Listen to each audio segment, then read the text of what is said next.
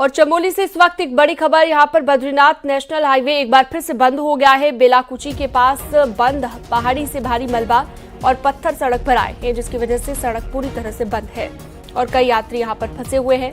Highway को खोलने में प्रशासन की टीम जुटी हुई है। चमोली में देर रात भारी बारिश हुई, जिसकी वजह से लैंडस्लाइड भी हुआ है। हाईवे को खोलने में प्रशासन की टीम जुटी हुई है।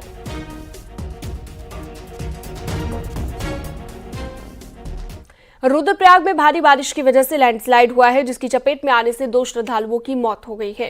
वहीं भूस्खलन के बाद एनडीआरएफ और एसडीआरएफ की टीम ने रेस्क्यू ऑपरेशन चलाया। कई श्रद्धालुओं को टीम ने बचाया है।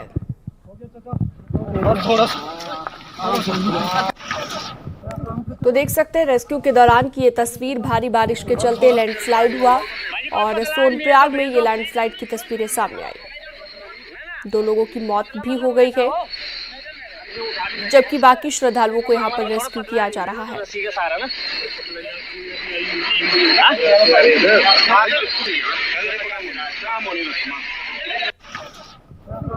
तो रुद्रप्रयाग की ये तस्वीरें, लैंडस्लाइड के चलते 2 लोगों की जान चली गई, जबकि एनडीआरएफ और एसडीआरएफ की टीमें अभी भी रेस्क्यू में जुटी हुई है। भारी बारिश के चलते लैंडस्लाइड हुआ, भूस्खलन हुआ और इसकी वजह से 2 लोगों की मौत हो गई। तो प्राकृतिक आपदाएं उत्तराखंड में इन दिनों बढ़ जाती हैं बारिश के मौसम में। मॉनसून के दौरान होने वाली इन आपदाओं में से एक।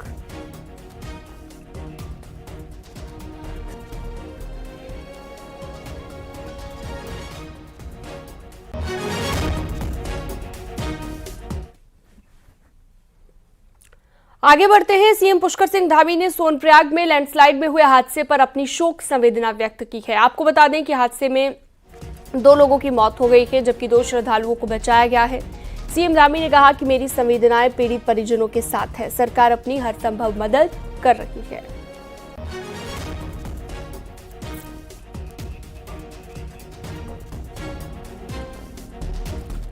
कोटद्वार के आपदाग्रस्त आमसौड़ के ग्रामीणों का प्रशासन के खिलाफ गुस्सा फूटने लगा है। 3 बार आपदा की मार झेल चुके दुगड्डा आमसौड़ के ग्रामीण कई बार आंदोलन कर चुके हैं और पिछले साल इलाके में बादल फटने के हालात खराब हुए थे, जिसके बाद इस साल भी 2 बार आमसौड़ को प्राकृतिक मार झेलनी पड़ी।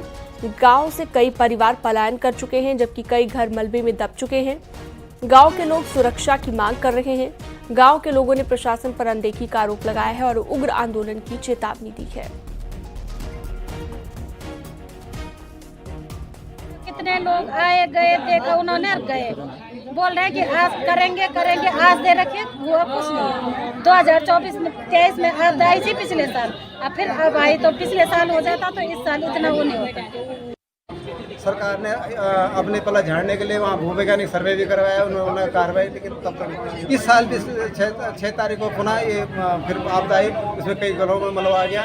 और 23 तारीख को फिर दोबारा आया, उसमें भी 1-2 मकान डैमेज हुए हैं और जान माल लोग फिर लोगों को घर से भागना पड़ा।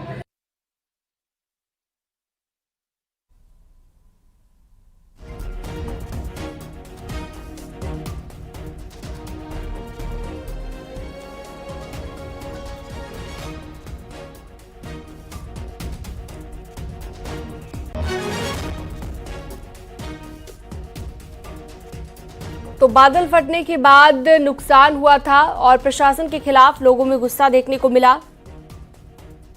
और पिछले साल बादल फटने की वजह से जो नुकसान हुआ, उसी के चलते यहां पर अनदेखी का आरोप लगाया गया है प्रशासन पर। अनुपम भारद्वाज हमारे साथ जुड़ चुके हैं कोटद्वार से ज्यादा जानकारी के साथ। अनुपम, सुरक्षा की भी मांग की जा रही है और अनदेखी का भी आरोप ग्रामीण लगातार लगा रखे हैं। अभी क्या स्थिति है वहां पर, जरा समझाइएगा। देखिए, बादल फटने के बाद जो आमसौड़ इलाके के जो हालात हैं वो बेहद ख़राब हो चुके हैं। पिछले साल भी जब बादल फटा था तो उसके बाद जो इलाके के जो कई सारे जो गांव थे, जो मकान थे, वो मलबे में दब गए थे। और इस बार लगातार 2 बार जो बारिश हुई है, क्योंकि जो सामने की जो पहाड़ी है उससे लगातार भूस्खलन हो रहा है और जैसे ही भारी बारिश होती है तो वो मलबा है वो नीचे आने लगता है, पहाड़ी दरकने लगती है और उस मलबे के रूप में वो सीधे लोगों के घरों में घुस जाता है। तो कई सारे ऐसे मकान हैं जो मलबे में इस समय दब चुके हैं, लोगों ने घर छोड़ दिए हैं और लगातार सरकार से मांग की जा रही है कि उनको कहीं ना कहीं सुरक्षित स्थानों में शिफ्ट किया जाए, या फिर जो पहाड़ी है उसका ट्रीटमेंट किया जाए कि जो आने वाले दिनों में या अगली जो बरसात होती है वहाँ पर अगर पहले से सुरक्षा नहीं की गई तो आने वाले समय में और भी परेशानी हो सकती है। पूरा पहाड़ का पहाड़ नीचे आ रहा है और अभी बहुत सारे पहाड़ है, बड़े बड़े पोल्डर्स हैं, पत्थर हैं, तो जान माल का बड़ा खतरा बना हुआ है। तहसील में लगातार वो धरना दे रहे हैं, कभी सड़कों पे एनएच में, क्योंकि पिछली बार अगर हमने देखा तो इस बार जब बादल फटने के बाद जो हालात बने थे वो बेहद खराब हो गए थे। कई लोग आज भी अपने घरों में नहीं पहुंचे हैं, तो कहा जा सकता है कि प्रशासन और सरकार से वो मांग कर रहे हैं कि उनकी सुरक्षा की जाए। जी ठीक है, बहुत शुक्रिया तमाम जानकारी के लिए आपका। उत्तरकाशी में गंगोत्री हाईवे एक बार फिर से बंद हो गया है। बंदरकोट के पास बंद नेशनल हाईवे और पहाड़ी से भारी मलबा आया, पत्थर से सड़क पूरी तरह से बंद हो गई है। रोड बंद होने के चलते कई यात्री फंसे हुए हैं। बीआरओ की टीम सड़क को खोलने में जुटी हुई है।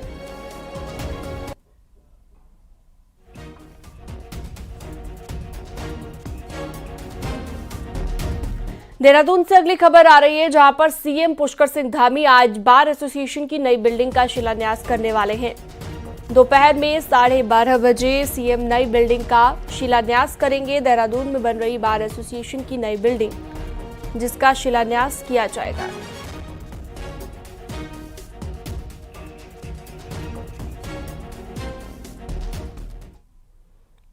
देहरादून में आज कांग्रेस कोऑर्डिनेशन कमेटी की मीटिंग है और सुबह 11 बजे देहरादून कांग्रेस ऑफिस में बैठक होगी, जिसमें कमेटी के मेंबर, सभी सीनियर नेता मौजूद रहेंगे।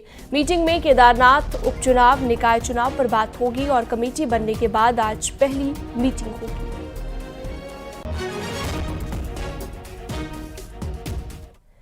पौड़ी गढ़वाल से सांसद अनिल बलूनी ने सिद्धपीठ मां ज्वालपा देवी के दर्शन किए हैं। सांसद बलूनी ने अग्रोड़ा बाजार में जनसंपर्क भी किया और जनता का हालचाल जाना। इस दौरान पौड़ी विधायक और बीजेपी कार्यकर्ताओं ने सांसद अनिल बलूनी का भी स्वागत किया। वहीं सांसद बलूनी जिला विकास एवं निगरानी समिति की बैठक भी करेंगे और जिले के अधिकारियों के साथ विकास कार्यों की समीक्षा भी करेंगे।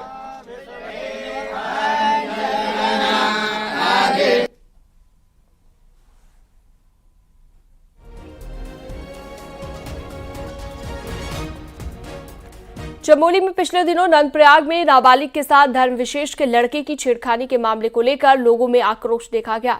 लोगों ने बाहरी लोगों के वेरिफिकेशन की मांग उठाई है। चमोली में पुलिस ने अभी तक 1062 लोगों का वेरिफिकेशन किया। इस दौरान 137 लोगों के चालान भी काटे गए हैं।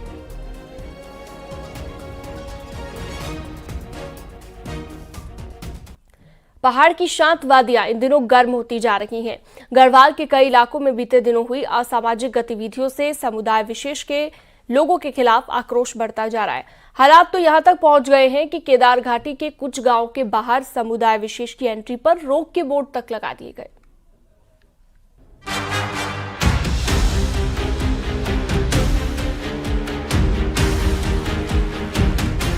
बीते कई दिनों से गढ़वाल में हुई असामाजिक गतिविधियों के चलते पहाड़ की शांत वादियों में भी माहौल गर्म हो चुका है। केदार घाटी के 6 गांवों में समुदाय विशेष के लोगों के प्रवेश पर रोक लगने वाले बोर्ड लग गए हैं। इन बोर्ड की तस्वीर सामने आने के बाद पुलिस एक्टिव हुई और गांव पहुंचकर इन बोर्ड्स को हटवाया गया। उधर केदार घाटी के इन गांवों में इस प्रकार के नो एंट्री के बोर्ड लगाने के पीछे स्थानीय लोग इसे सुरक्षात्मक पहलू के तौर पर बता रहे हैं। गांव वालों का कहना है कि गांव में बाहरी लोग लूटपाट की घटनाओं को अंजाम दे रहे हैं। बिना सत्यापन के काफी लोग गांव में चले जाते हैं, फेरी वाले ये, और शराब के नशे में या किसी के साथ अभद्रता करते हैं और बार बार हमें गांव में जाके उन लोगों को नीचे लेके आके, मतलब जो भी होता है वो आप लोग समझ सकते हो कि मारपीट तक ही मामला आ जाता है। तो हम चाहते हैं जब से ये बोर्ड लगे हुए हैं तो गाँव में कोई भी फेरी वाला नहीं जा रहा है। जहाँ तक सुरक्षा का सवाल है, पुलिस की व्यवसायिक काम सुरक्षा है। जहाँ तक उनको लगता है कि हमारी सुरक्षा या कोई ऐसा संदिग्ध व्यक्ति आपके गाँव में आ रहा है और आपको लग रहा है कि साहब ये कुछ आपराधिक गतिविधियां करने में शामिल है या कर सकता है, तो इसकी सूचना पुलिस को दो, पुलिस में कार्रवाई करेगी और जो भी इसमें विधिक कार्रवाई होगा हम उसको तय करने के तैयार हैं। लेकिन इस तरह से कानून से गैर कानूनी काम मैं आपके माध्यम से कहूँगा कि ना करें।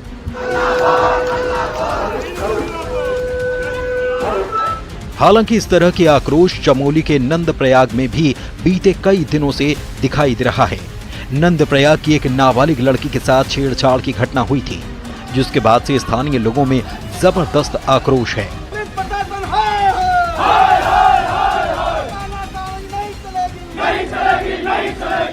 आरोपी आरिफ को भले ही पुलिस ने गिरफ्तार कर लिया हो, लेकिन स्थानीय लोगों का ये भी आरोप है कि इलाके में पिछले कई दिनों से चोरी की कई घटनाएं बढ़ चुकी हैं। लोगों ने अब वेरिफिकेशन की मांग की है। हालांकि पुलिस ने भी आपराधिक गतिविधियों में लिप्त लोगों की लिस्ट बनानी शुरू कर दी है। पहाड़ों में इस प्रकार की घटनाएं ज़्यादा हो रही हैं और कारण ये है कि जो सब्जी के ट्रकों में भर भर के यहाँ पे लोग आ रहे हैं नजीमाबाद से और बाहरी राज्यों से, वो बहुत ही ज़्यादा गलत है। जो मकान मालिक है उनके यहाँ जो किराएदार रह रहे हैं, उन्होंने क्या पुलिस से सत्यापन कराया है या नहीं कराया। और इसके अलावा भी ये देखा जा रहा है कि कोई ऐसे लोग जो क्रिमिनल्स हैं या कोई क्रिमिनल रिकॉर्ड वाले लोग, बाहरी ऐसे संदिग्ध लोग तो जनपद में नहीं है। इस बारे में ये सत्यापन अभियान चलाया है। उधर कुछ ऐसा ही हाल पौड़ी जिले का भी है। यहाँ के कई गांव में अचानक चोरी की घटना में इजाफा हुआ है। लोगों का आरोप है कि बाहर से आने वाले लोग पहाड़ के शांत माहौल में अशांति फैला रहे हैं। कई गांव में बाहरी लोगों का आना तक प्रतिबंधित कर दिया गया है ताकि उनका गांव सुरक्षित रहे। पौड़ी जिले में इसी साल अभी तक चोरी की कुल 25 वारदातें हो चुकी हैं। ग्रामीणों ने भी बिना वेरिफिकेशन के लोगों के पहाड़ में आने पर सवाल उठाए हैं। जब पलायन हुआ है तो इसीलिए बाहर का आदमी यहाँ आके छोटी छोटी हमारी जगहों पे घूमता है, यहाँ के रेकी करके जाता है, यहाँ छोटी छोटी चीजों को देखता है और उसके बाद अपने साथ और लोगों को लेकर के, या उनकी मजबूरी कहें आप, या ये कहें कि वो हमारी मजबूरी का फायदा यहाँ आके उठाते हैं। जनता की तरफ से हमारे पास बार बार ये कंसर्न आ रहा है कि जो बाहरी व्यक्ति आ रहे हैं, जो फल रेडी इत्यादि लगाने के लिए या फिर जो शॉप्स में कार्य करते हैं, उनका सत्यापन किया जाए। तो हम लोग बृहद स्तर पे एक सत्यापन अभियान पूरे जिले, जो एक जनता में एक आम परसेप्शन है कि बाहर से लोग आ रहे हैं, उनका कुछ सत्यापन किया जाए, वो हम लोग जनता के अनुसार कार्य कर रहे हैं। पहाड़ की शांति में अशांति का ये ग्रहण अचानक नहीं लगा। बीते काफी समय से कई बार अपराध करने के बाद अपराधियों का पहाड़ों की ओर रुख देखा गया है, तो कई बार गांव में खाली पड़े घरों में अपराधी छिपते रहते हैं। अब पहाड़ में वेरिफिकेशन ड्राइव की बेहद जरूरत है ताकि लोग पहाड़ में शांति की तलाश में जा सके, न कि अशांति की वजह से पहाड़ जाना ही छोड़ दें। रुद्रप्रयाग से संदीप, चमोली से नितिन के साथ पौड़ी से आलोक रावत की रिपोर्ट। 6 सितंबर को उधम सिंह नगर जिले में फॉरेस्ट टीम और वन तस्करों के बीच मुठभेड़ हुई थी और इस मामले में पुलिस ने एक वन तस्कर को गिरफ्तार कर लिया है, जिसके पास से फायरिंग में इस्तेमाल 12 बोर की एक बंदूक और कुछ जिंदा कारतूस बरामद किए गए हैं। पुलिस के मुताबिक जिस गुरमीत सिंह उर्फ गेजी को पकड़ा गया है वो प्रोफेशनल अपराधी है।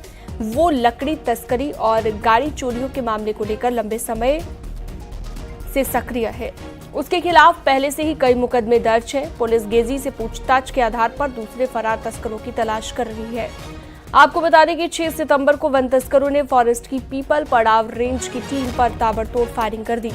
इस दौरान 4 फॉरेस्ट कर्मचारियों को गोली लगी, जिसमें एक रेंजर और 3 फॉरेस्ट गार्ड शामिल थे। इन चारों का अभी भी इलाज जारी है।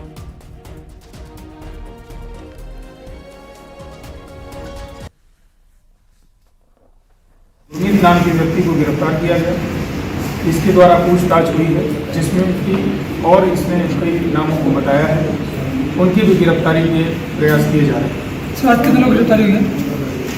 आज कल एक व्यक्ति की गिरफ्तारी हुई है और जिन लोगों के विषय में बता रहा है उसके लिए टीम लगी हुई है। हल्द्वानी के वनभूलपुरा कांड के मुख्य आरोपी अब्दुल मलिक को आज हाईकोर्ट से कोई राहत नहीं मिली है, जहां पर हाईकोर्ट की तरफ से कोई राहत नहीं मिली गई। जमानत के लिए उसने याचिका दाखिल की थी। अब्दुल मलिक ने सुनवाई के दौरान सरकार ने कोर्ट में अब्दुल मलिक की जमानत पर आपत्ति दर्ज करने के लिए टाइम मांगा है, जिसके बाद कोर्ट ने 2 हफ्तों का टाइम सरकार को दिया है। आपको बता दें कि नैनीताल के वनभूलपुरा में 8 फरवरी को मलिक के बगीचे में अतिक्रमण हटाने के दौरान हिंसा हुई थी। उस दौरान उपद्रवियों ने थाने को फूंक दिया था और आसपास आगजनी की घटना को अंजाम दिया। इस मामले में अब्दुल मलिक को मुख्य आरोपी बनाते हुए मुकदमा दर्ज किया गया। सैकड़ों लोगों की गिरफ्तारी इस मामले को लेकर की गई थी। अब इसी मामले में 50 आरोपियों को जमानत मिल गई है।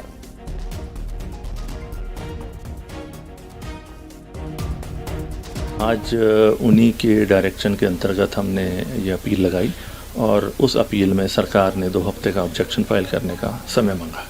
16 अक्टूबर। ऋषिकेश में शनिवार को डूबे चंडीगढ़ और गुरुग्राम के पर्यटकों का अभी तक कोई पता नहीं लग पाया है। सोमवार को भी एसडीआरएफ की टीम ने सर्च ऑपरेशन चलाया। एसडीआरएफ ने सोनार टेक्नोलॉजी से भी सर्चिंग अभियान चलाया। अब एक बार फिर से आज सर्चिंग अभियान चलाया जाएगा। आपको बता दें, शनिवार को 2 अलग अलग घटनाओं में गंगा में नहाते वक्त 2 पर्यटक नदी के तेज बहाव में बह गए थे।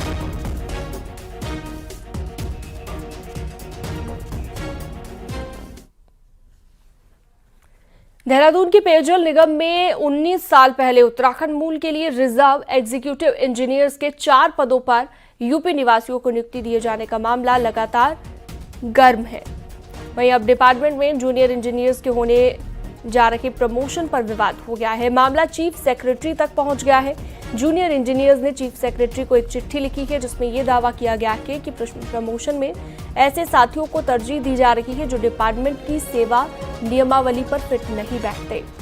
मामले में chief engineer Sanjay Singh news 18 को वर्जन देने के लिए उपलब्ध नहीं हो पाए। वहीं पेयजल निगम के एमडी रणबीर चौहान ने फोन पर कहा कि चीफ सेक्रेटरी को क्या लिखा गया है, ये बात एमडी होने के नाते उन तक नहीं पहुंची। एमडी ने कहा कि विभाग में कयास पर नहीं बल्कि काबिलियत पर काम किया जाएगा।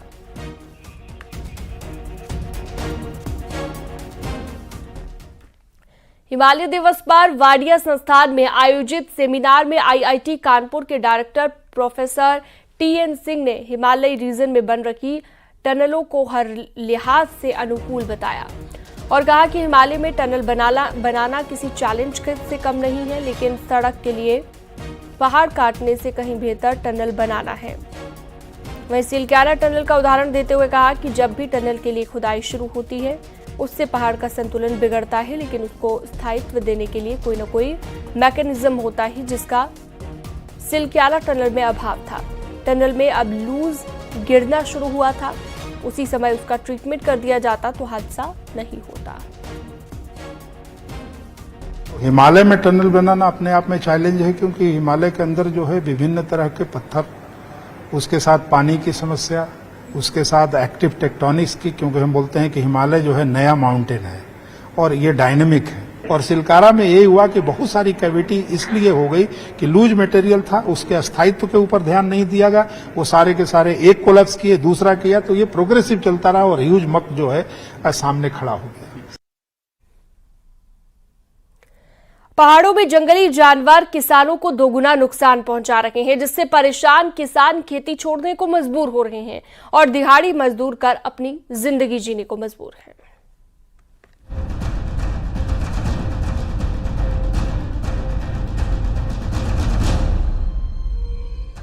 टिहरी का जाखणीधार, धौलधार और चंबा ब्लॉक अपनी खेती के लिए जाना जाता है।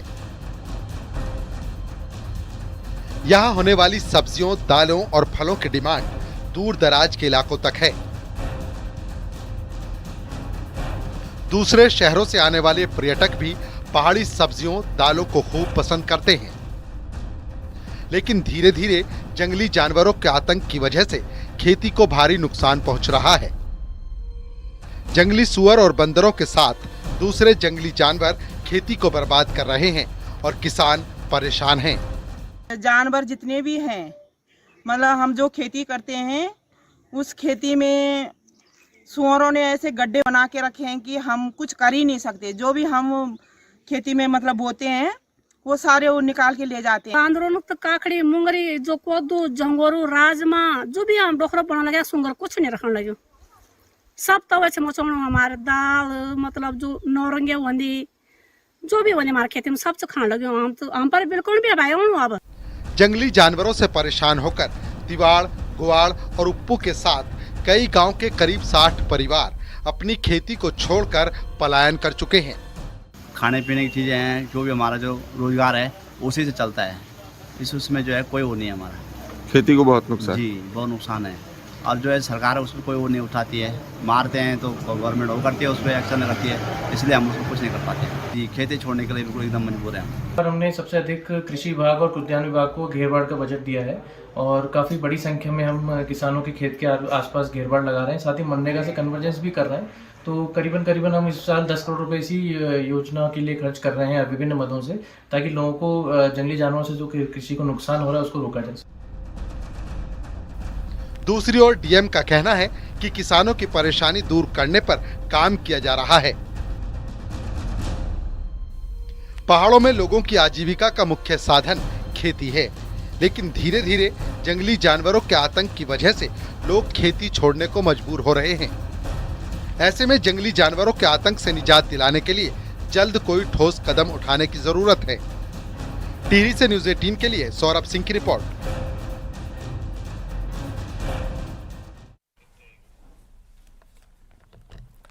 हरिद्वार के रिहायशी इलाकों में जंगली जानवर पहुंच रहे हैं। जगजीतपुर इलाके में हाथियों का झुंड पहुंचा और रोड पार करके हाथियों का झुंड कॉलोनी में घुस गया। इस दौरान लोगों में अफरा तफरी मच गई। लोगों ने वन विभाग से हाथियों के आतंक से निजात दिलाने की मांग की है।